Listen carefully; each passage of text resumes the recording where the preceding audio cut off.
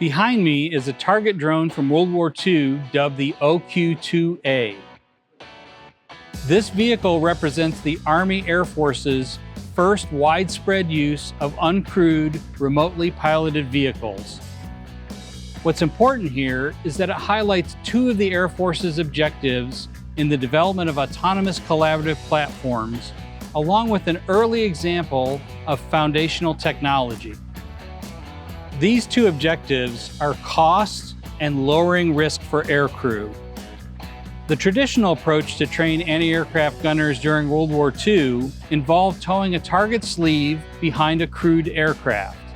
OQ-2As, however, were much less expensive to build and operate. Moreover, they eliminated the danger to target tow aircraft pilots from any misdirected anti-aircraft fire. A key autonomous collaborative platform technology area represented here is human-machine interfaces, or HMI, which facilitates control and communication with an uncrewed vehicle.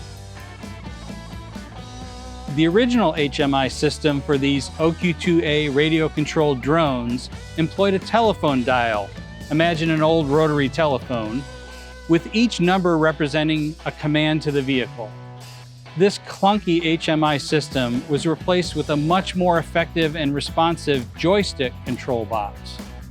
Today, effective and considerably more complex HMI technology remains a foundational element in creating and advancing autonomous collaborative platforms.